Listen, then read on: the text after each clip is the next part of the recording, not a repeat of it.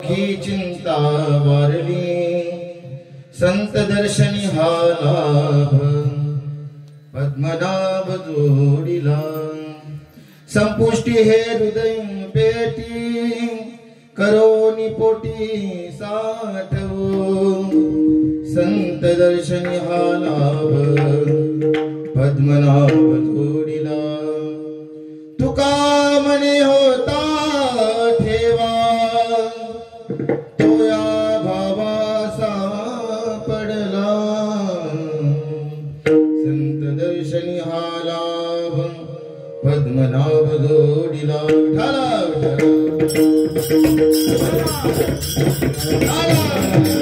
पिते तटे भीमरथ्या वरम पुंडरीकाय दातुं मुनींद्रे समागत तिष्ठन्तमानन्द कंदं परब्रह्मलिंगं भजे पांडुरंगं वसुदेवसुतं देवं कंसचाणूरमर्दनं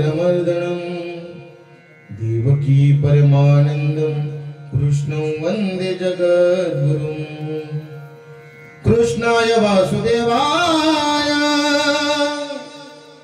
हरये परमात्मने प्रणत क्लेशनाशाय गोविंदाय नमो श्री राधा मेरे स्वामिनी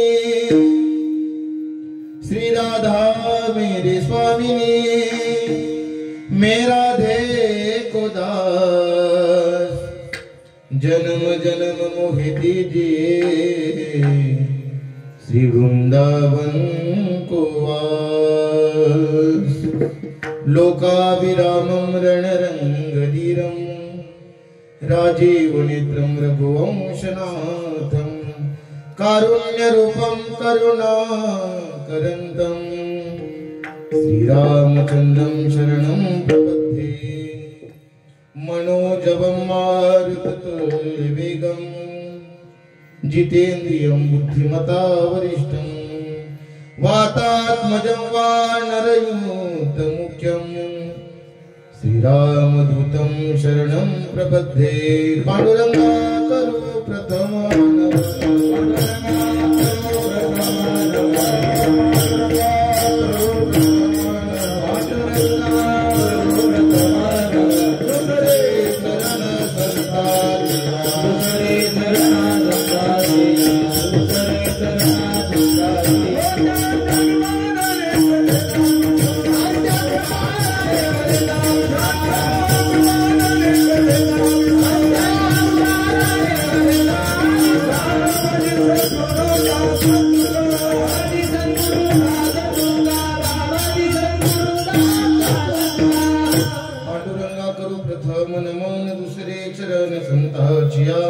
त्यांच्या कृपादानी कथेचा विस्तार बाबाजी सद्गुरुदास तुका ओम नमो ज्ञानेश्वरा करुणा करा दया तुमचा अनुग्रह लादलो पावन झालो चराचरी नमो सद्गुरु तुकया ज्ञान दीपा नमो सद्गुरु सच्चिदानंद रूपा नमो सद्गुरु भक्त कल्याण मूर्ती नमो सद्गुरु भास्करा पूर्ण कीर्ती उजलले भाग्य आता अवघी चिंता वारली संत दर्शनी हा लाभ पद्मनाभ जोडिला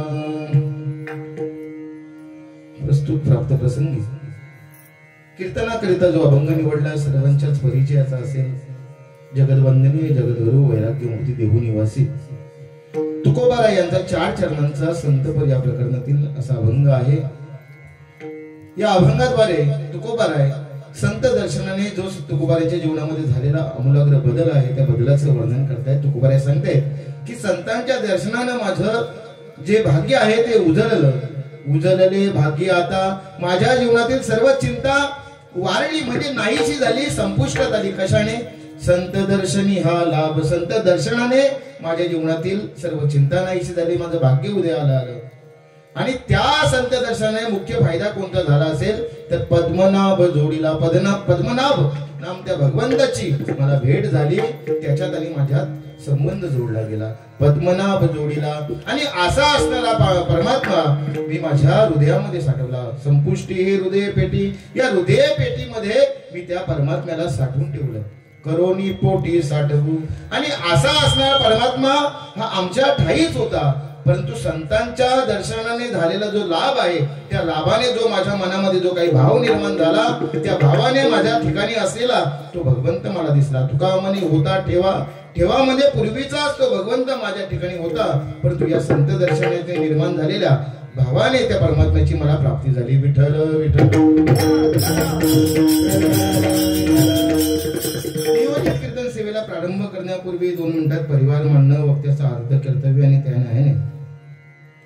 मागील 30 वर्षांपासून हा अखंड अविरत चालत असलेला आणि हे 31वे वर्ष श्री देव कामधेनू विठ्ठल मंदिर, केतकी भागणेवाडी, चिपळूण, रत्नागिरी या ठिकाणी अखंड अविरत चालत असलेला हा सुंदर अशा या कामधेनू भगवंताच्या ठिकाणी विठ्ठल परमात्म्याच्या प्रांगणामध्ये अतिशय सुंदर अशा नियोजनबद्ध या ठिकाणी सुरू असलेला हा कार्यक्रम आणि आजच्या 5व्या दिवसाची कीर्तनरूपी सेवा. या ठिकाणी या कार्यक्रमाचं अधिष्ठान, या कार्यक्रमाचे मार्गदर्शक अतिशय महत्वाचे वक्ते आहेत. वारकरी संप्रदायातील आध्वर्यू असणारे हरिभक्तीपरायण गुरुवर्य श्री कृष्णाजी महाराज बाबा घाटे गुरुजी, त्याचप्रमाणे आदरणीय गुरुवर्य केशवजी महाराज मुलीक या ठिकाणी उपस्थित आहेत. आधी करून संपूर्ण ग्रामस्थांचं, कारण मला आल्यानंतर समजलं की जवळजवळ 20 देखील घरं नसतील या गावामध्ये, परंतु या गावाची शोभा या मंदिराने कळते की घरांची संख्या कमी जरी असली परंतु तुमचा पांडुरंगाच्या प्रती असणारा भाव या मंदिरातून दिसतो. आणि अतिशय सुंदर ठिकाणी या ठिकाणी जवळजवळ 31 वर्ष आपण संपूर्ण ग्रामस्थ मिळून अतिशय सुंदर असं नियोजन करतायत. या कार्यक्रमाला जी काही मंडळी लाभलेली आहे, महाराष्ट्रातील नामवंत कलाकारांमध्ये ज्या मंडळीचं नाव घेतलं जातं, आदरणीय टीव्ही स्टार असणारे आमचे अविनाशजी महाराज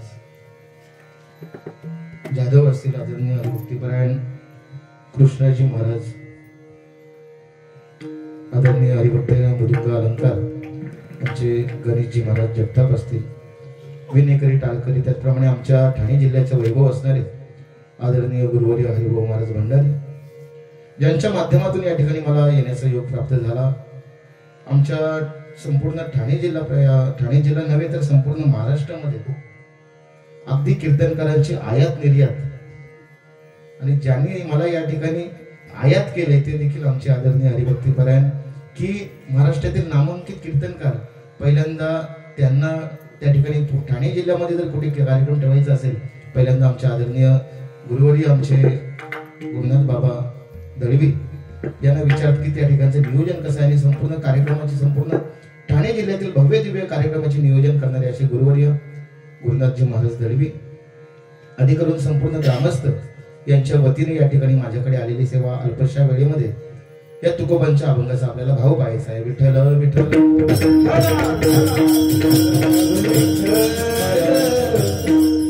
हे जे प्रांगण आहे, आल्यानंतर अतिशय या ठिकाणी आपण अनेक ठिकाणी पाहत असतो की या ठिकाणी या मंदिराला, ही या परिसराला, या गावाला जी पवित्रता लाभलेली आहे, अर्थातच हे जागृत देवस्थान असणारे कामधेनू मातेचे हे मंदिर.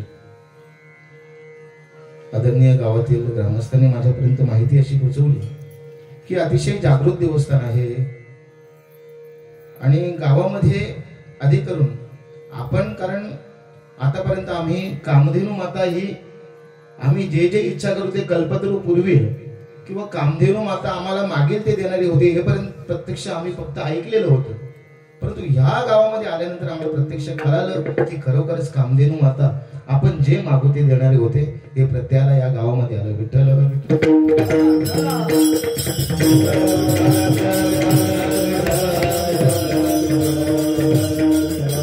कामधेनू माता आपल्याला जे जे मागू ते देणारी होती. आधी करून ह्या मंदिराचं जे पावित्र्य आहे ते कामधेनू मातेच्या मुळेच आहे, आणि त्या प्रांगणामध्ये मला कीर्तन करण्याची संधी प्राप्त होतं. परम भाग्य समजतोय. अधिक वेळ न दवडता कीर्तनाला प्रारंभ. विठ्ठल. कीर्तनाची सेवेकरता जो अभंग निवडला जगत वंदनीय जगद्गुरु तुकोबाराय यांचा 4 चरणांचा संतपर या प्रकरणातील अभंग आहे. अभंगाद्वारे तुकोबाराय संतांच्या दर्शनाची महती या अभंगाद्वारे प्रतिपादन करतात. आपण अनेक अभंग संतांचे पाहिले असतील, संत महिमा वर्णन करणारे. आधी करून वारकरी संप्रदायामध्ये अनेक असे संत होऊन गेले, परंतु संत मांदियालीमध्ये अनेक त्यांची ग्रंथ संपदा असेल, त्या ग्रंथ संपदेमध्ये आम्हाला संतपर या प्रकरणातील अभंग फार असे पाहायला मिळतात. आणि अशा संत दर्शनाची महती वर्णन करणारा असा अभंग आहे.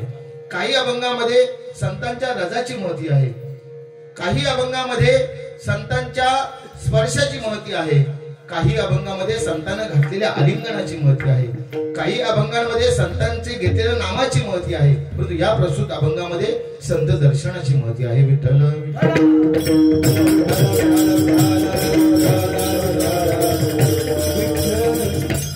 जीवन जगत असताना 3 गरजा मूलभूत, आपण सामान्य जीवन जगत असताना 3 गरजा मूलभूत मानल्या जातात. मग आपण संप्रदायामध्ये असेल किंवा आपण संसारी जीवन जगत असताना देखील 3 मूलभूत गरजा असतील. आपण शाळेत जीवनामध्ये देखील शिकलो. अन्न, वस्त्र आणि निवारा या माणसाच्या 3 मूलभूत गरजा आहेत. कोणत्या? अन्न, वस्त्र, निवारा. या 3ही मूलभूत गरजा माणसाला यथासांग जरी प्राप्त असल्या तरी त्याच्या जीवनामध्ये सुख नसेल, समाधान नसेल. याला कारण एक असेल की त्या माणसाच्या जीवनामध्ये संत विचारांची कमतरता असेल. विठ्ठल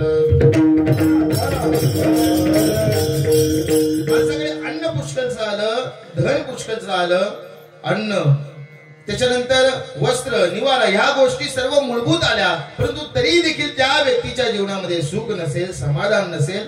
याला मुख्य कारण असेल की त्या व्यक्तीच्या जीवनामध्ये संतांच्या विचारांची त्या ठिकाणी त्याला जाणीव नाहीये. अर्थात संत विचारांनी आम्ही जीवन जगत असलो तर आमच्या गरजा या आम्हाला परिपूर्ण वाटतात आणि त्या आमच्या गरजा परिपूर्ण सांगणारे फक्त संत आहेत. विठ्ठल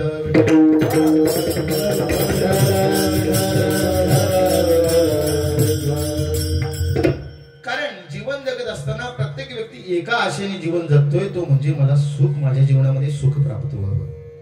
आमच्या जीवनामध्ये शास्त्र सांगतंय की सुखम सर्वाय रुच्यते, सुखम सर्वाय रुच्यते, किंवा मज लागी दुःख व्हावे ऐसे कोणी जीवे न भावे. प्रत्येक व्यक्ती एका आशेने जीवन जगतोय की माझ्या वाटेला सुख यावं. शास्त्र सांगतंय की जन्माला आलेला प्रत्येक जीव हा सुखमय आहे. कारण आपण सर्व गीता वाचणारी मंडळी आहोत, गीता ऐकणारी मंडळी आहोत. ममैव अंश जीव लोके जीव भूता सनातना, या संपूर्ण गीता आपण जर पाहिली, भगवंत सांगतोय की जन्माला आलेला प्रत्येक जीव हा माझा अंश आहे. ज्या अर्थी आपण सर्वजण अभंग आपला पाठ आहे, सुखरूप ऐसा तुझा कोणी सांगा माझ्या पांडुरंगा सारिका जो. पांडुरंग जर सुखरूप आहे तो पांडुरंग आमच्या चित्तामध्ये बसलाय. अर्थात आमच्या चित्तामध्ये पांडुरंग बसलाय, पांडुरंग सुखरूप आहे. मग आम्ही कसे असलो पाहिजेत? आम्ही देखील सुखरूप असलो पाहिजे. विठ्ठल परंतु माणसाला आपल्या ठाई असणाऱ्या सुखाची कमतरता कशामुळे जाणवली? ती फक्त संत विचारांनी, आणि ही संत विचार सांगणारे आमचे संत आहेत. विठ्ठल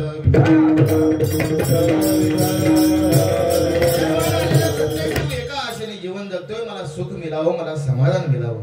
किंवा कोणी असं देखील म्हणेल मला बंगला नको, मला गाडी नको, मला पैसा नको, मला बायका नको, मला काहीच गोष्ट नको. हे सर्व गोष्टी लोक म्हणतील, परंतु आलेला प्रत्येक जीव म्हणेल असं म्हणणार नाही की मला सुख नकोय. सर्वजण म्हणेल. पैसा पुष्कळचा निर्माण झाल्यानंतर, प्राप्त केल्यानंतर एखाद्याला वाटू शकतं की आता बस झाला, पुष्कळ पैसा कमवलाय, भरपूर झाला पैसा, असं एखाद्याला वाटेल. परंतु सुख मला नकोय असं कोणाला देखील वाटणार नाही. कारण सुखम सर्वाय रुच्यते, सुख हे सर्वांना कसं आहे? पसणार आहे. परंतु आपल्या वाटेला सुख दुःख आल्याशिवाय राहतं का? आपण आपल्या जीवनामध्ये जो काही प्रवास करतोय तो प्रवास कशासाठी आहे? सुखासाठी आहे. आपण जीवनामध्ये करत असलेला प्रवास हा सुखासाठी आहे, परंतु आमच्या पदरामध्ये सुख का पडत नाही याचा आपण कधीतरी विचार केला पाहिजे. आणि हा विचार आमचे करायला संत सांगतात. विठ्ठल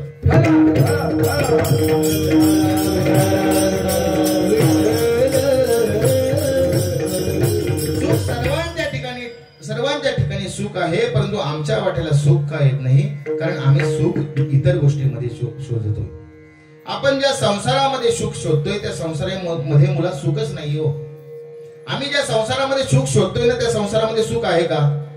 आम्ही सकाळी उठल्यापासून बोंबलतोय संसार दुःख मूल चहूकडे इंगल.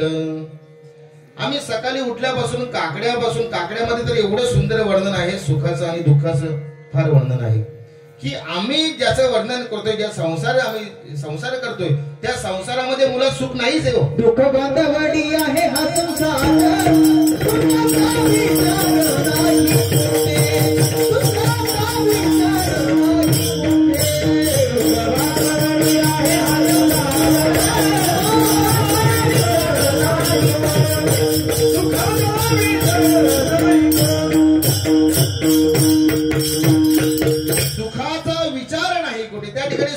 विचारच होत नाही हो बाबा. कदाचित एखादा व्यक्ती म्हणेल मला सरपंच होता येईल, विचार करायला काय हरकत आहे. एखादा विचार करेल मला सरपंच होता येईल, कदाचित तो होईल देखील. एखादा व्यक्ती म्हणेल मला मुख्यमंत्री व्हायचंय, विचार करायला काय हरकत आहे, मुख्यमंत्री देखील होता येईल. एखादा म्हणेल मला पंतप्रधान व्हायचंय, तो देखील विचार करून तो पंतप्रधान देखील होऊ शकतो. परंतु या जीवनामध्ये, या संसारामध्ये सुखाचा विचार नाही.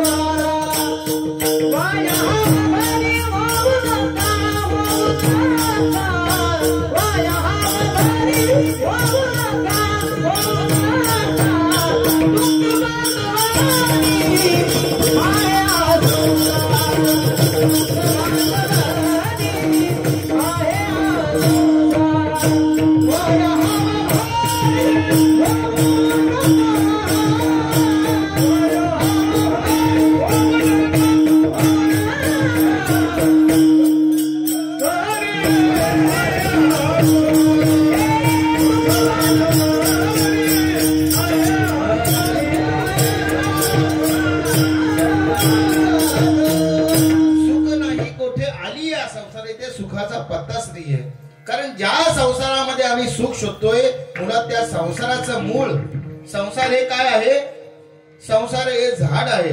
आणि त्या झाडाचं मूळ कसलं आहे, झाडाचं मूळ दुःखाचं आहे. संसार दुःख मूळ, ज्या झाडाचं मूळ दुःखाचं आहे त्याला फळं कसली येणार आहेत, त्याला फळं देखील दुःखाची येणार आहेत. आणि आम्ही त्या संसारामध्ये जर सुख शोधलं तर सुख मिळेल का. विठ्ठल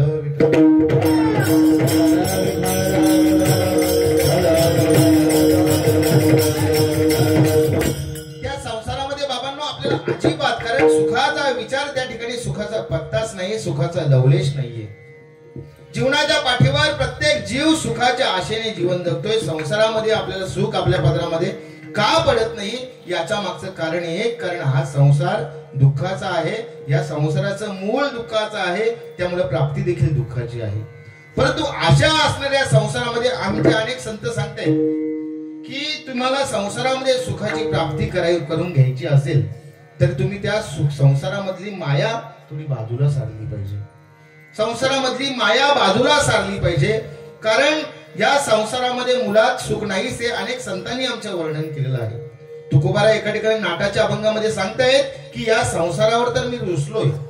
हा संसार कसा आहे तर हा विषारी साप आहे हा संसार. आणि या संसारामध्ये अनेक दावेदार देखील निर्माण होतात.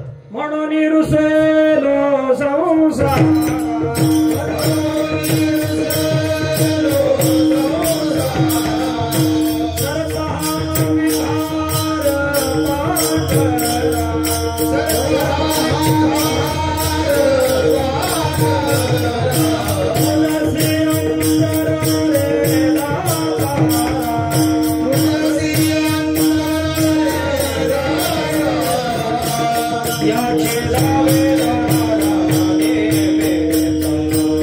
याचे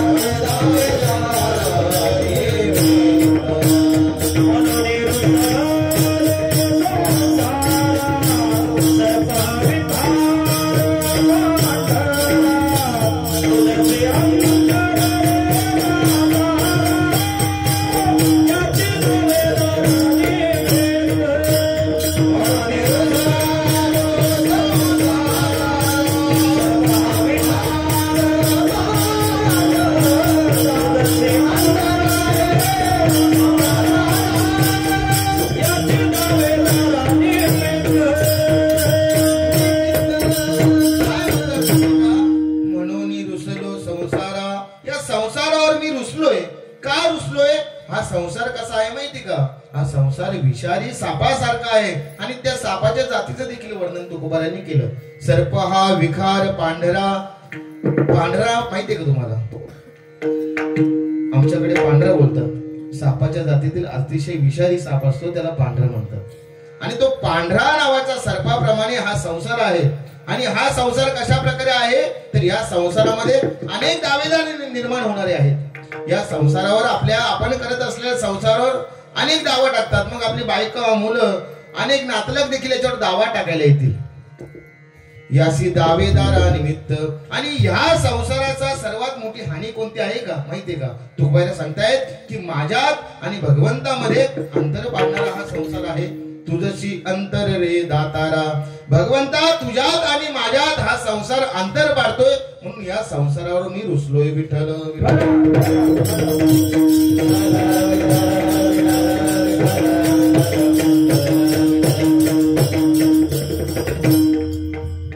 म्हणून अशा प्रकारचा हा संसार क्षणोक्षणी आम्हाला दुःखाची प्राप्ती करून देणारा आहे. या संसारामध्ये सुखाचा विचार क्षणभर कुठेच नाहीये.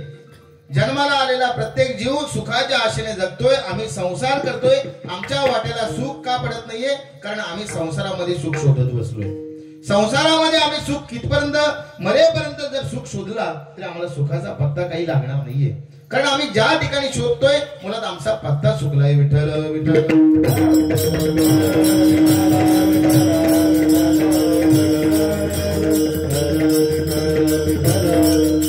आम्हाला जी गोष्ट प्राप्त करायची आहे. एखाद्याला पैसा प्राप्त करायचा असेल तर त्याने चांगला व्यापार केला पाहिजे. त्याने चांगला व्यापार की ज्या व्यापारातून आपल्याला काहीतरी नफा होईल, असं काहीतरी फायदा होईल असा व्यापार केला पाहिजे. आम्हाला सुख पाहिजे ना तर आमचे तुकोबारे सांगतायत की सुख पाहिजे तर तुम्ही सुखाचा व्यवहार केला पाहिजे. सुखाचे व्यवहारी सुख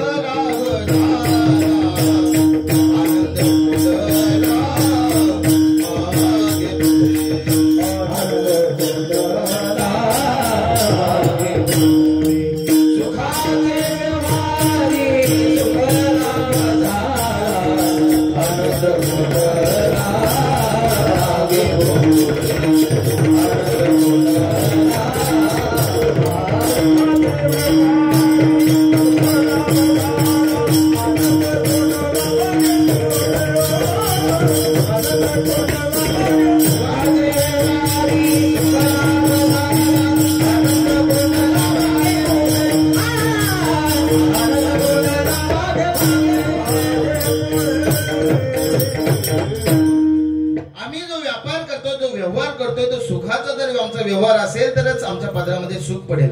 म्हणजे आम्ही करत असलेला व्यवहार हा सुखाच्या इच्छेने परमात्मा नाम परमार्थाच्या दिशेने भगवंताच्या दिशेने जर आमचा व्यवहार असेल तर आमच्या पदरामध्ये सुखाची प्राप्ती पडणार आहे. जन्माला आलेला प्रत्येक जीव स्वर देणं थोडस चालू ठेवा. विठ्ठल विठ्ठल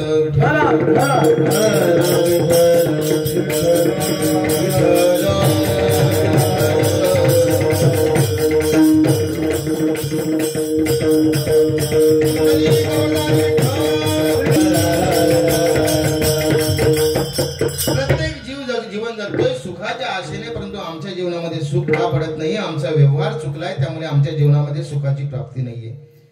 या पृथ्वी तलावर दोन व्यक्ती अशा होऊन गेल्या की त्याने भगवंताकडे दुःखाची मागणी केली. दोन व्यक्ती होऊन गेल्या की जीवनामध्ये फक्त त्या दोन व्यक्तींची वर्णन आहे की फक्त केवळ त्या दोन व्यक्तींनी भगवंताकडे दुःखाची मागणी केली. परंतु दुःखाची मागणी करत असताना या करता मागणी केली भगवंताची प्राप्ती व्हावी, त्या हेतूने दुःखाची मागणी केलेली आपल्याला पाहायला मिळते. पुराणामध्ये वर्णन आहे की कुंती माता होती, त्या कुंती मातेने भगवंताकडे दुःखाची मागणी केली. आणि दुसरा आहे रतिदेव राजा. विठ्ठल विठ्ठल आपण सर्वजण रोज हरिपाठ म्हणतो. ज्ञानदेव म्हणे व्यासाच्या गुणा द्वारकेचा राणा पांडवा घरी. ज्या वेळेस पांडवांच्या हाती सत्ता नव्हती आणि त्यावेळेस काय असायचं? कृष्ण परमात्मा भगवंत कुठे असायचा तर पांडवांसोबत असायचा. आणि अशा प्रत्येक प्रसंगामध्ये पहा ते पांडव अखंड वनवासी परित्या देवासी आठविती. किंबहुना भगवंत प्रत्यक्ष त्या पांडवांच्या सोबत होता. मग पांडवांना कितीतरी वनवास भोगावा लागला, त्या वनवासामध्ये देखील भगवंत पांडवांसोबत होता. ज्यावेळेस धर्मयुद्ध झालं त्या धर्मयुद्धामध्ये देखील भगवंत पांडवांसोबत होता. आणि असं असताना ज्यावेळेस पांडवांच्या हाती सत्ता आली आणि भगवंत पुन्हा हस्तिनापूरला जायला निघाले आणि जात असताना मग अनेक जणांनी भगवंताकडे मागण्या मागायला सुरुवात केली. कारण भगवंत आहे. मग त्या भगवंता जात असताना त्याला निरोप देत असताना प्रत्येकाने भगवंताकडे काहीतरी मागण्या मागायला सुरुवात केली. नंबर आला कुंती मातेचा आणि कुंती मातेने भगवंताकडे काहीतरी एक अलौकिक अशी मागणी केली की कृष्णा तू म्हणतोस ना काहीतरी माग, मग मागते मी. त्या कुंती मातेने भगवंताकडे असं मागितलं की हे कृष्णा,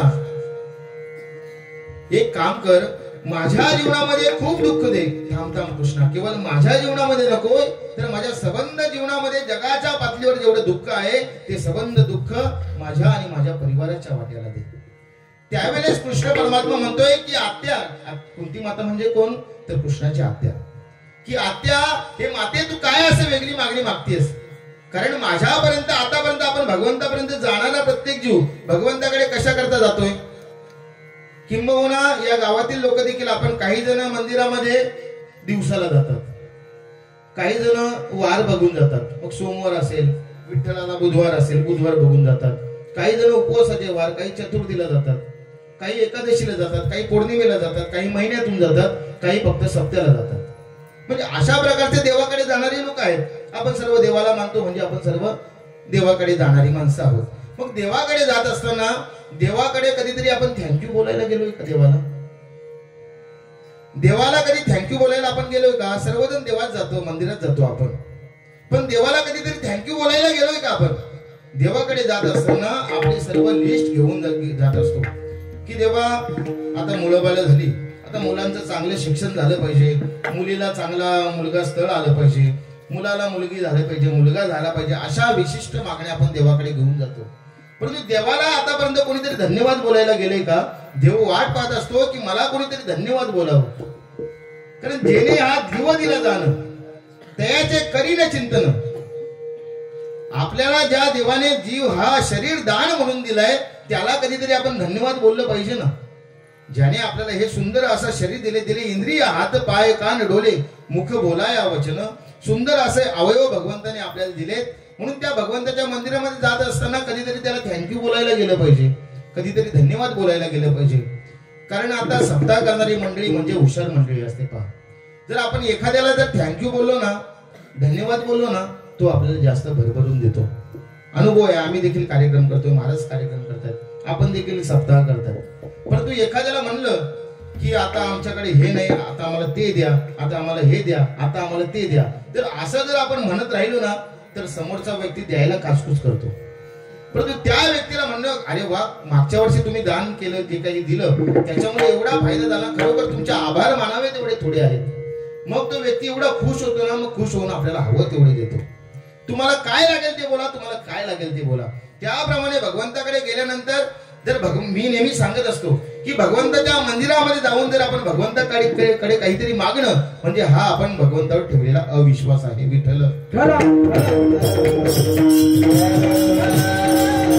भगवंताच्या मंदिरामध्ये जाऊन भगवंताकडे काहीतरी मागणं म्हणजे हा भगवंतावर ठेवलेला अविश्वास आहे. कारण आपण सर्वजण म्हणतो भगवंता तू आमच्या सर्वांचा पिता आहेस, त्वमेव माता त्वमेव पिता त्वमेव बंधूच सखा त्वमेव. अशा प्रकारचं भगवंता तू सर्वस्व आमचं आहेस. किंवा पूर्वीच्या कविता असायच्या, अजाना आम्ही तुझी लेकरे, तू सर्वांचा पिता. देवा तू आम्हा सर्वांचा पिता आहेस. आणि मुलानं बापाकडे काहीतरी मागणं म्हणजे बापा आणि मुलामध्ये काहीतरी कनेक्टिव्हिटी मध्ये अंतर असला पाहिजे. किंवा पत्नीने पतीकडे काहीतरी मागणं म्हणजे पती पत्नीमध्ये काहीतरी अंतर, प्रेमामध्ये काहीतरी दुरावा असेल असं समजावं. त्याप्रमाणे भगवंताकडे आपण काहीतरी मागणं म्हणजे भगवंतामध्ये आणि आपल्यामध्ये काहीतरी अंतर असेल असं समजावं. विठ्ठल,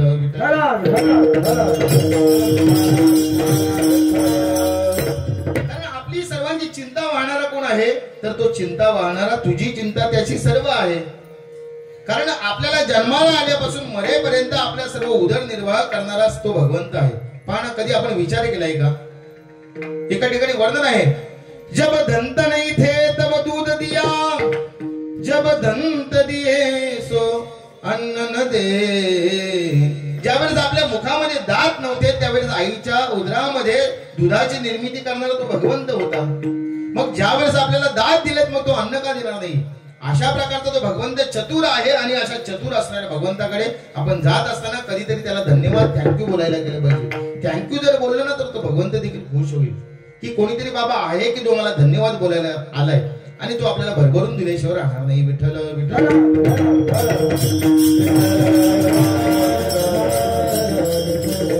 म्हणून एक छोटासा दृष्टांत सांगतो आपल्या लक्षात येईल. नेहमी सांगत असतो की आपण भगवंताकडे काहीतरी मागणं कारण मागितल्यानंतर देतोच. मागितल्यानंतर एखाद्या व्यक्तीकडे आपण काहीतरी मागितलं तो देतोच. त्याप्रमाणे भगवंताकडे आपण काहीतरी मागितलं तो आपल्याला देणारच आहे. परंतु जर न मागितलं तर तो आपल्याला जास्त प्रमाणात देणार आहे.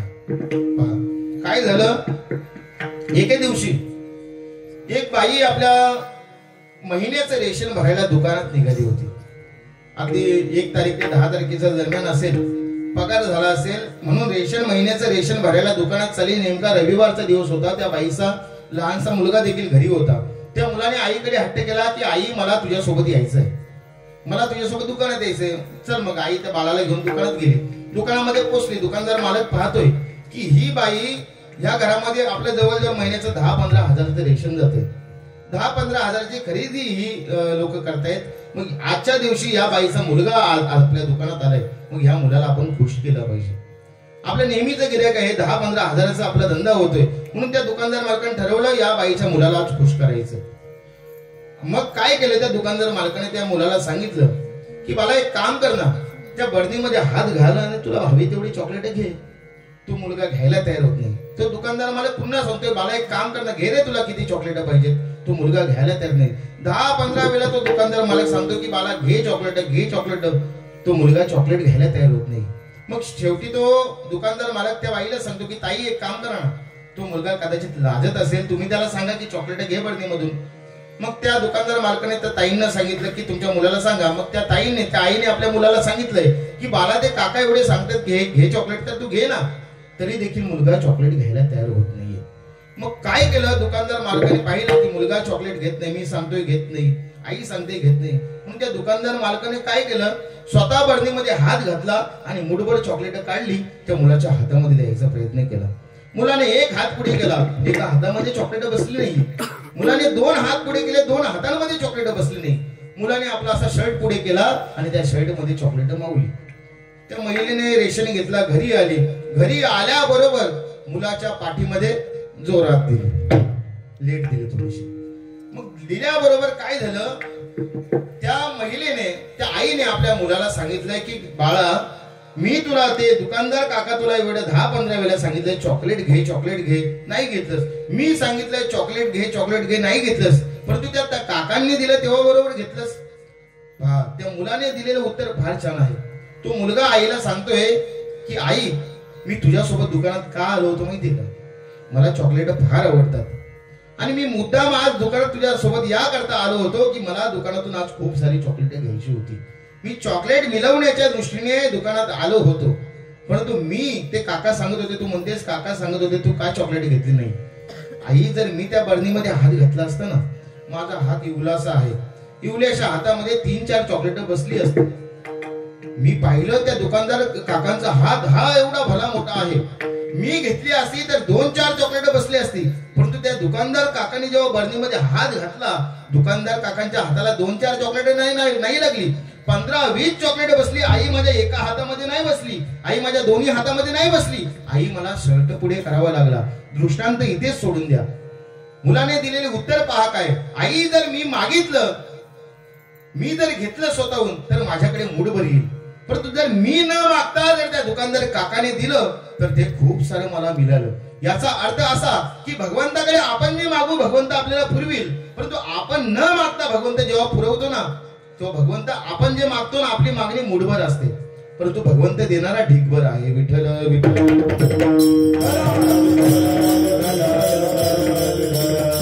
म्हणून जे हुशार मागणारे असतात ना ते देवाकडे कधीच नाही मागत. आणि त्या हुशार मागणाऱ्यांमध्ये आमच्या संतांचा नंबर लागतो की त्याने भगवंताकडे कधीच काही मागितलं नाहीये. जे काही मागितलं असेल तर आमचा परमार्थ वाढावा, भगवंता तुझ्या ठिकाणी आम्ही लीन व्हावं या दृष्टीने ज्या काही मागण्या केलेल्या, जे काही मागितलेलं आपल्याला पाहायला मिळते. आणि अशा हुशार मागणाऱ्यांमध्ये त्या कुंती मातेचा नंबर होता. त्या कुंती मातेने देखील भगवंताकडे काय मागितलं, भगवंता संबंध जगतातील दुःख माझ्या एकटीच्या वाट्याला देऊ नकोस, माझ्या संबंध परिवाराला दे. भगवंत म्हणतोय की आता हे काय विचित्री मागणी मागतेस. त्यावेळेस त्या कुंती मातेने सांगितलं की ज्या वेळेस देवा हे कृष्णा आमच्याकडे काहीच नव्हतं, माझी मुलं वनवासामध्ये होती, त्यांना खायला अन्न मिळत नव्हते आणि त्या प्रसंगी देवा तू आमच्या सोबत होता, कृष्ण तू आमच्या सोबत होता. आणि आता आमच्याकडे हे वैभव आलं, हे राज्य आलंय आणि तू जायला निघालास. भगवंत तू जर जात असेल ना, हे वैभव आम्हाला काहीच नकोय, आम्हाला पुन्हा होतं तसं दारिद्र्य असलं तरी चालेल, कारण त्या दारिद्र्याच्या रूपाने भगवंता तू आमच्या सोबत असशील. आमच्या वाटेला जेव्हा दुःख असेल भगवंता तू आमच्या सोबत असशील. म्हणजे भगवंत आपल्या सोबत असणं म्हणजे आपल्या जीवनामध्ये दुःख असणं आहे का? भगवंत जो सुखाने ओतप्रोत भरलेला भगवंत आहे तो आपल्या सोबत असणं म्हणजे आपल्या जीवनामध्ये दुःख असणं का? एखादा मुख्यमंत्री जेव्हा आपल्या गावामध्ये येतो, एखादा साधा आमदार जरी येणार असेल गावामध्ये, तर गावामध्ये किती रंगरंगोटी केली जाते पहा ना, किती गाव सुंदर सजवलं जातं. ज्या घरामध्ये येणार आहे त्या घराला सुंदर असं कलर वगैरे लावला जातो. त्याप्रमाणे एखादा साधा आमदार जर आपल्या घरी आल्यानंतर त्याला एवढी त्याचे जे काही सेवेधरी असतात त्या गावाला त्या घराला एवढं सुंदर सजवतात. आणि जर भगवंत एवढा सुखाने ओतप्रोत भरलेला भगवंत आहे, तो जर आमच्या ठिकाणी येत असेल तर तो सुखाचं काही कमतरता आमच्या जीवनामध्ये भासू देईल का? म्हणून अशा या उशाळ मागणाऱ्या कुंती मातेने भगवंताकडे दुःखाची मागणी केली याकरता, कारण दुःख जर आमच्या वाटेला असेल तर भगवंता तू आमच्या सोबत असशील आणि तू सोबत असणं म्हणजे सुख असणं. विठ्ठल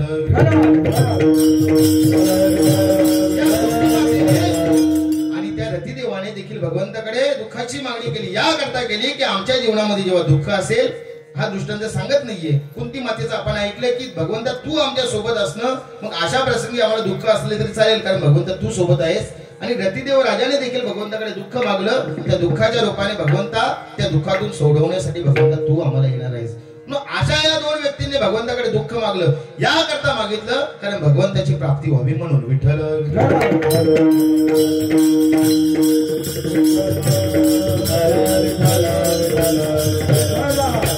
अशा प्रकारे आमच्या जीवनामध्ये आम्ही प्रत्येक जन्माला आलेला जीव सुख मिळावं ह्या आशेने जीवन जगतोय, परंतु आमच्या वाटेला सुख का मिळत नाहीये? कारण आम्ही सुखाचा पत्ता विसरलोय. आणि आम्हाला नेमकं सुख ज्या ठिकाणी आहे ते सांगणारे संत आहेत. विठ्ठल विठ्ठल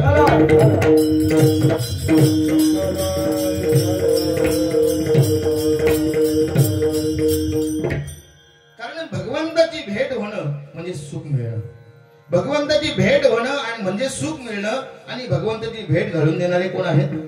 भगवंताची भेट घालून देणारे संत आहेत. म्हणून त्या संतांना जर आम्ही शरण गेलो तर संत आपेसी आमची त्या भगवंताची भेट घालून देणार आहेत. हरिप्राप्तीसी उपाय धरावे संतांचे ते पाय. आम्हाला जर हरिप्राप्ती करून घ्यायची असेल तर आम्हाला हरिप्राप्ती करायची असेल तर आम्ही काय केलं पाहिजे? आधी आम्ही त्या संतांना शरण गेलं पाहिजे. तनु मनु जीवे चरणाशी लागावे, अगरबत्ता करावे दासे सगळं. म्हणजे अशा प्रकारे आम्ही आधी संतांची सेवा केल्यानंतरच आम्हाला भगवंताची प्राप्ती होणार आहे. विठ्ठल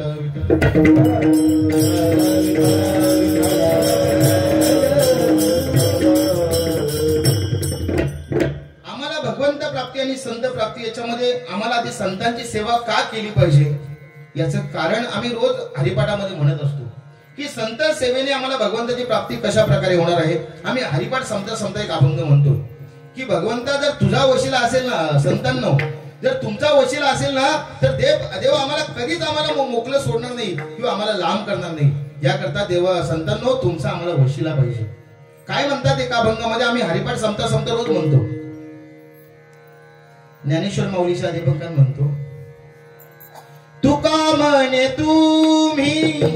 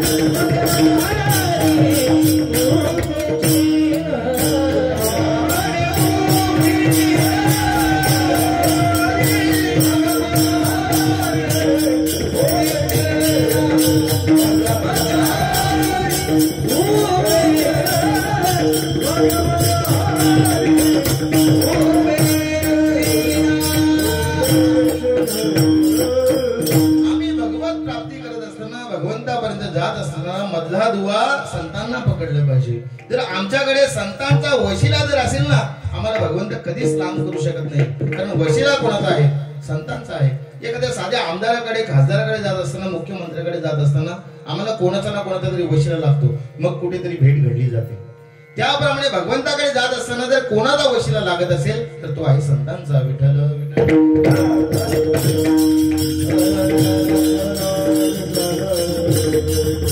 म्हणून अशा संतांच्या भेटी झाल्यानंतर, संतांचं दर्शन झाल्यानंतर आमच्या जीवनामध्ये तो भगवंत आम्हाला जोडला गेला. अभंगाचं दुसरं चरण.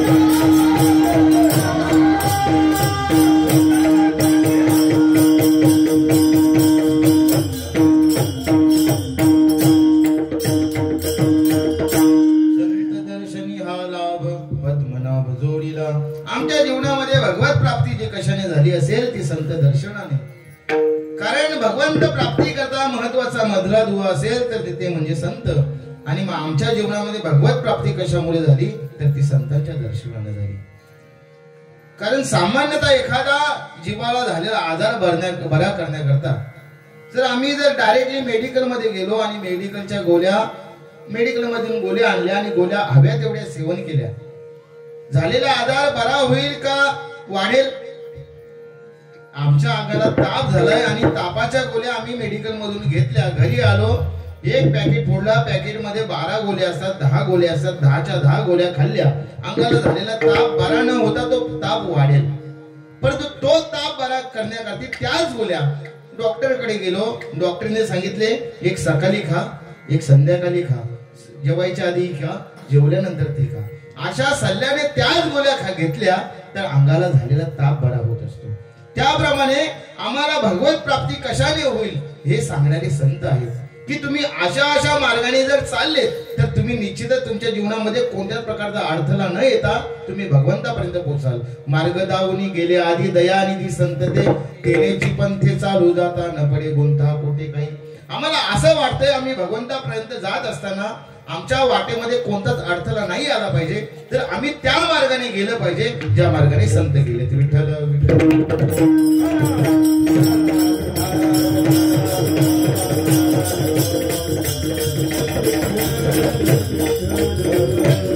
संतांनी चाललेल्या मार्गाने का गेलं पाहिजे? कारण तो मार्ग संतांनी, कारण त्या मार्गाने संत भगवंतापर्यंत पोहोचलेले असतात. ती वाट संतांच्या पदस्पर्शाने पावन झालेली असते आणि त्या वाटेने जर आम्ही पदक्रमणा केली तर आमच्या जीवनातील सर्व विकार नाहीसे होतात. कारण त्या वाटेने संत चाललेले असतात आणि ज्या वाटेने संत चाललेले असतात त्या वाटेमध्ये संतांच्या चरणांची रज लागलेली असते आणि संतांच्या चरणाच्या रजाचा फायदा संत चरण रज लागता सहज वासनेचे बीज धरून जाय. आमच्या जीवनातील वासना नाहीशी झाली तर आम्हाला आपेसे भगवंताची प्राप्ती होणार आहे. कारण भगवंताची प्राप्ती होणं सोपं नाहीये. त्यासाठी तुका म्हणे देव भरीला विठ्ठले काम क्रोधे केले घर रीते. आमच्या जीवनातील काम क्रोध हा जर रीता झाला तरच आमच्या जीवनामध्ये भगवत प्राप्ती होणार आहे. आणि ज्या मार्गाने संत चालले त्या मार्गाने आम्ही चाललो तर त्या संतांच्या रजाची माती आमच्या अंगाला आपेसे स्पर्श होईल. आमच्या जीवनातील काम क्रोध जे काही विकार आहेत ते नाहीसे होतील आणि आपेसे आम्ही भगवंतापर्यंत पोहोचू. विठ्ठल विठ्ठल.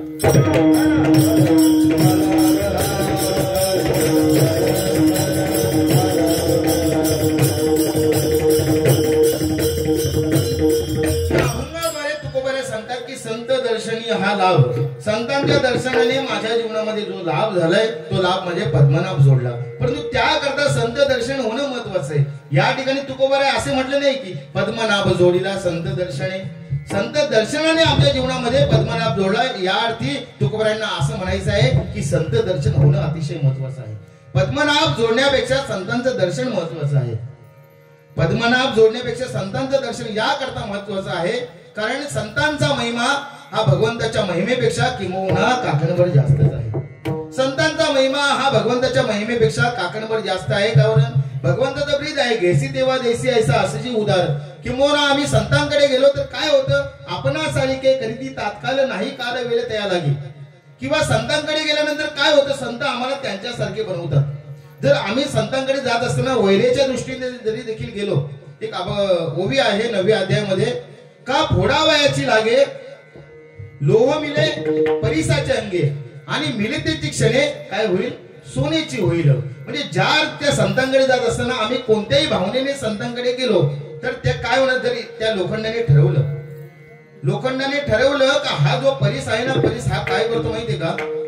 संतांना आमच्या अनेक अभंगाद्वारे अनेक उपमा दिलेल्या पाहायला मिळतात. संतांना काही ठिकाणी आई म्हणतात, काही ठिकाणी कामधेनू म्हणतात, काही ठिकाणी संतांना परीस म्हणतात, काही ठिकाणी संतांना कल्पतरू म्हणतात. संतांना अनेक अशा उपमा दिलेल्या आपल्याला पाहायला मिळतात. त्यापैकी संतांना माऊली सांगतात की परीस म्हणतात. आणि त्या परीसाला त्या लोखंडाने ठरवलं. लोखंडांची मीटिंग भरली. त्या मीटिंग मध्ये लोखंडाने ठरवलं की जो हा परीस आहे ना, परीस नावाचा धातू आपल्या जातीला संपवायला निघाला. आपली ही लोखंडाची जात आहे ना, ही कोण संपवतोय माहितीये का? हा परीस संपवतोय. म्हणून या परिसाचे आपण तुकडे तुकडे केले पाहिजेत. कोणी ठरवलं? कुऱ्हाडीने लोखंडाने ठरवलं. काय ठरवलं?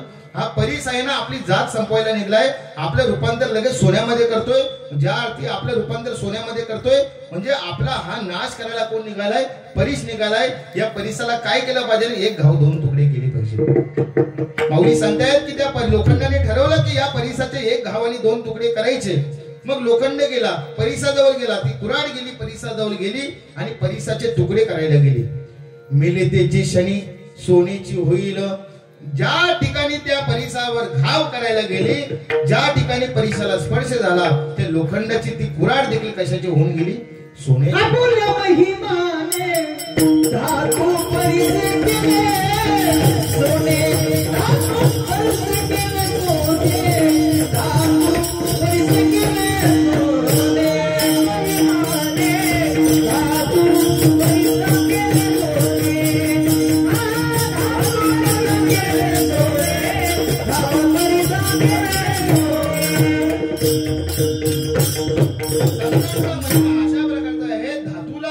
त्या लोखंडाला काय बनवून टाकतंय तर सोनं बनवून टाकतंय. संतांचा महिमा भगवंताच्या महिमेपेक्षा काकणभर जास्तच आहे. म्हणून पदोपदी आमचे संत जेव्हा पूजेच्या अभंगामध्ये देखील म्हणतात, करतात पूजा कोणाची संत, पूजेच्या अभंगामध्ये वर्णन कोणाचं असलं पाहिजे, भगवंताचं वर्णन असलं पाहिजे. तुकोबारा एका ठिकाणी सांगतायत की जर तुम्ही पूजा करत असाल ना, भगवंताची पूजा करत असाल, जर तुमच्या दारामध्ये संत आले ना तर त्या भगवंताला बाजूला सराने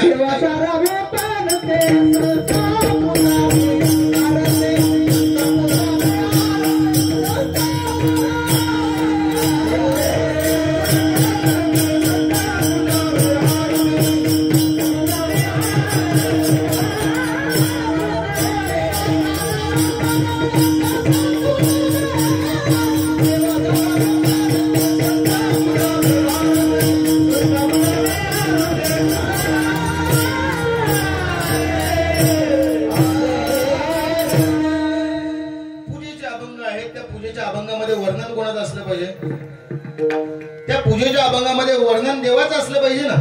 पूजेचे काही ठराविक आमच्या संतांच्या काही रचना आहेत, मग पूजेचे अभंग असतील, मग निर्वाणाचे अभंग असतील, प्रत्येक ठिकाणचे प्रत्येक प्रकरणाचे अभंग आमच्या संतांचे पाहायला मिळतात. परंतु ज्या ठिकाणी भगवंताचे पूजेचे जे अभंग आहेत त्या पूजेच्या अभंगामध्ये देखील तुकोबाराय म्हणतायत, करिता देवतार्चन दारी आले संत जन, संत पूजावे देव सारावे परते, संत पूजावे आरुते. त्या देवांना काय करा, बाजूला सरा आणि तुम्ही काय करा, संतांची पूजा करा. विठ्ठल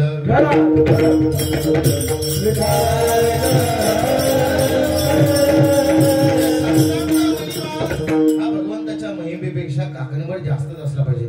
किंबहुना भगवंत देखील स्वतः म्हणतोय की मला जे बसतात ते मला जास्त आवडत नाहीये. तेही प्राणा परते आवडते मद निरुते, जे भक्त चरित्राते प्रशंसती. जे भक्तांचं चरित्र वर्णन करतात, भक्तांना जे स्मरतात ते मला जास्त आवडतात. किंबहुना त्याही पेक्षा पुढे जाऊन सांगेल, भगवंत सांगतोय की माझ्या पंढरपूरची वारी एकदा तुमची चुकली तरी चालेल, माझ्या पंढरपूरच्या वारीला तुम्ही नाही आले तरी चालतील, किंबहुना एक वेळ चालेल, परंतु माझ्या ज्ञानोबांच्या वारीला तुम्ही गेले पाहिजे. कारण जे ज्ञानोबांच्या वारीला जातात ना ते मला माझ्या प्राणापेक्षा जास्त आवडतात. काय म्हणतात एका ठिकाणी, यात्रे अलंकापुरा येते, यात्रे अलंकापुरा येते,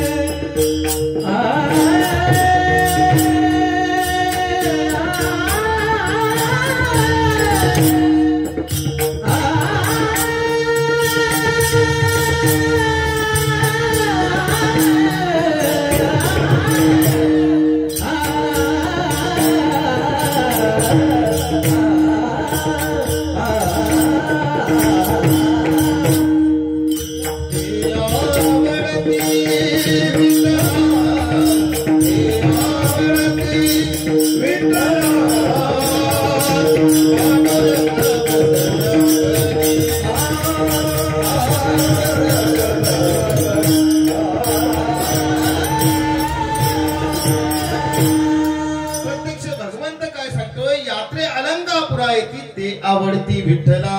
विठ्ठलाला काय आवडतंय? माझ्या पंढरीच्या वारीला तुम्ही एक वेळ नाही आले तरी चालेल, परंतु माझ्या ज्ञानोबाच्या वारीला तुम्ही जात असाल तर ते आवडती विठ्ठला. म्हणजे अर्थातच संतांचा महिमा हा भगवंताच्या महिमेपेक्षा काकणभर जास्तच आहे. विठ्ठल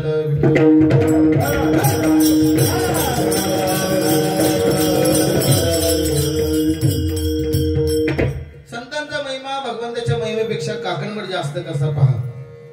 आपण सर्वांनी ऐकलं असेल की त्या गौतम ऋषीची पत्नी कोण, अहिल्या. त्या अहिल्याला गौतम ऋषीने शाप दिला.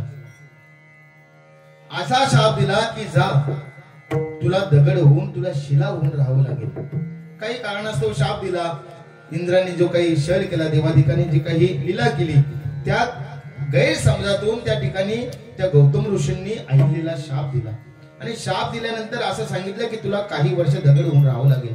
त्यावेळेस त्या अहिल्याने सांगितलं की स्वामी, यामध्ये माझी काहीच चुकी नाहीये, मला तुम्ही उशाप द्या. घडलेला सर्व वृत्तांत सांगितला की हे काहीतरी गैरसमजातून निर्माण झाले.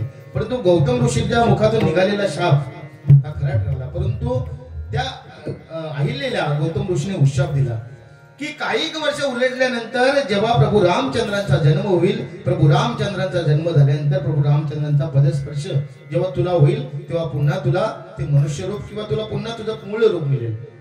म्हणून त्या अहिल्याला काही काळ थांबावं लागलं. प्रभू रामचंद्रांचा जन्म काही वर्षानंतर झाला आणि काही वर्षानंतर प्रभू रामचंद्र त्या वनामध्ये जात असताना ती अहिल्या रूपी दगड त्या प्रभू रामचंद्रांच्या चरणाजवळ लोटांगण घालत घालत आली. प्रभू रामचंद्रांचा पदस्पर्श त्या दगडाला झाला. शिला होती, मनुष्य झाली, त्याच्या चरणाचे झाली. अशा प्रकारे ती शिलाला पुन्हा मनुष्य रूप कशाने मिळालं? प्रभू रामचंद्रांच्या पदस्पर्शाने. परंतु का मिळालं? गौतम ऋषीने त्या अहिल्याला उशाप दिला होता. परंतु आमच्या संतांचा महिमा अशा प्रकारचा आहे. कैसा वासुदेव बोलतो बोल, कैसा वासुदेव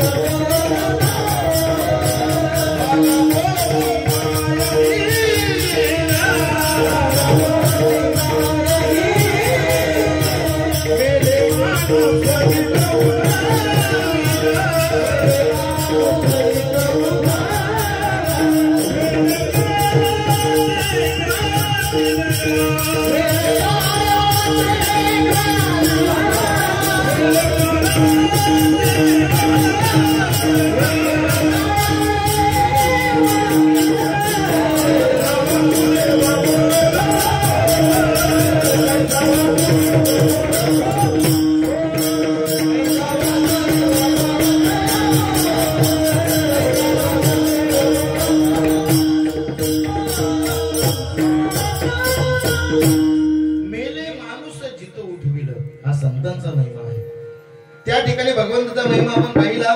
गौतम ऋषीने उशाप दिला आणि त्या उशापानंतर त्या अहिल्याला प्रभू रामचंद्रांचा पदस्पर्श झाला.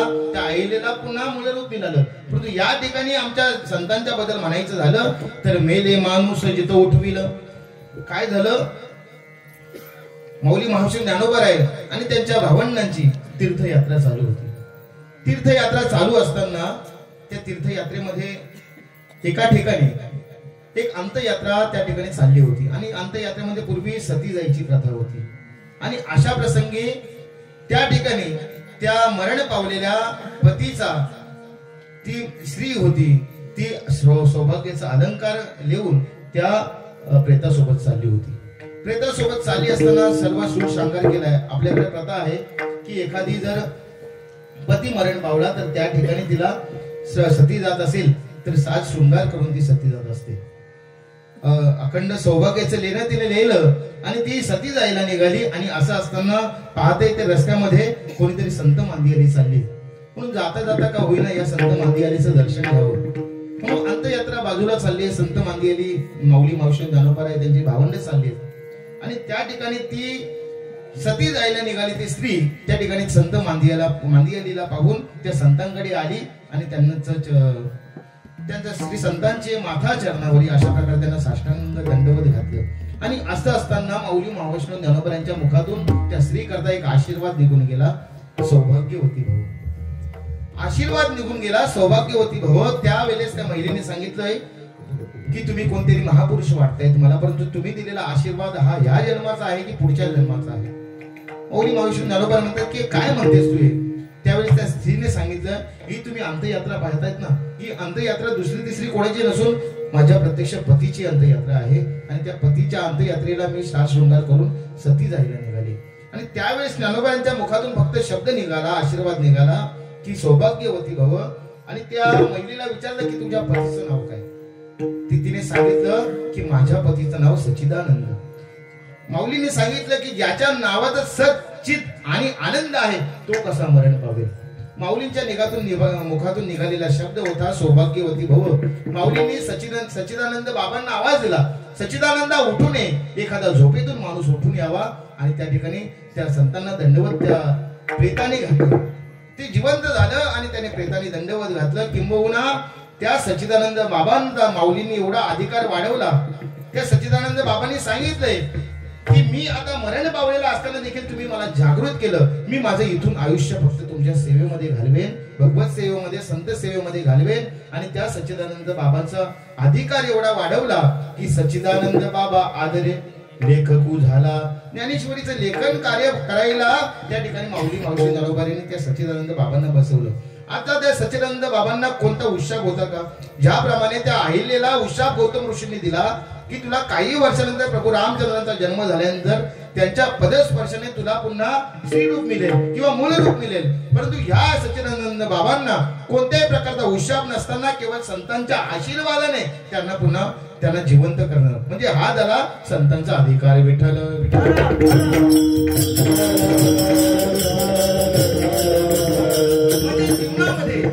संत दर्शन हे अतिशय महत्वाचं आहे. हे अनेक पुराव्यांशी आपल्याला म्हणता येईल की संतांचा महिमा हा भगवंताच्या महिमेपेक्षा जास्तच आहे.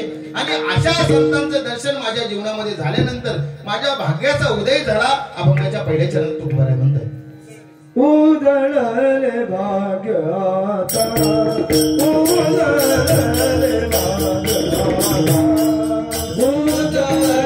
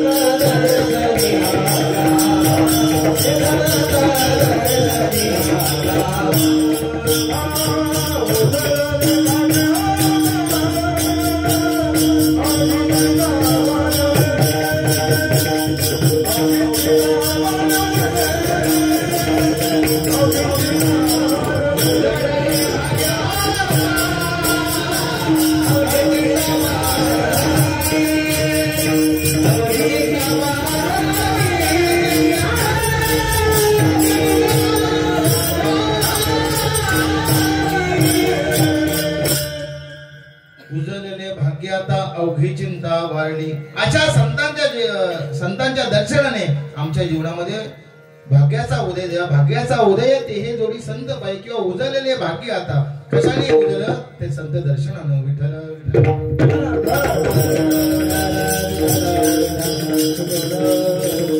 जीवनामध्ये एक वेळ आपल्याला भगवंतांची सेवा कमी घडली तरी चालेल, परंतु आपल्या जीवनामध्ये भाग्याचा उदय जर होणार असेल तर तो फक्त संतांच्या दर्शनाने किंवा संतांच्या सेवेने.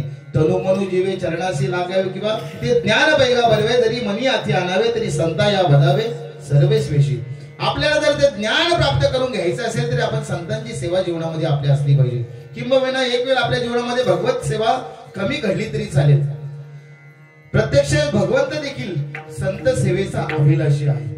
भगवंत देखील संत सेवेचा अभिलाषी आहे. त्या संतांची सेवा माझ्या जीवनामध्ये घडावी असं भगवंत स्वतः सांगतोय. किंवा भगवंताने अनेक जन्मामध्ये संत सेवेला महत्व दिलेलं आपल्याला भागवतामध्ये देखील पाहायला मिळते की गुरुनिष्ठा असेल किंवा साधू सेवा असेल भगवंताने केलेली आपल्याला पाहायला मिळते. म्हणजे जीवनामध्ये संत सेवेला भगवत सेवेपेक्षा संत सेवेला महत्व आहे आपल्या जीवनामध्ये. किंवा कमी जरी देवाची सेवा घडली परंतु संतांची सेवा जर आपल्या जीवनामध्ये घडली तर भाग्याचा उदय झाल्याशिवाय राहणार नाही. विठ्ठल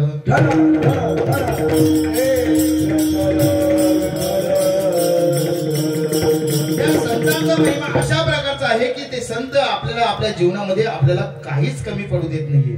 कारण संत जे देणारे आहेत ना मग अपेक्षित जे आपुले आम्हाला जे अपेक्षित आहे ना ते आम्हाला संत देत असतात. विठ्ठल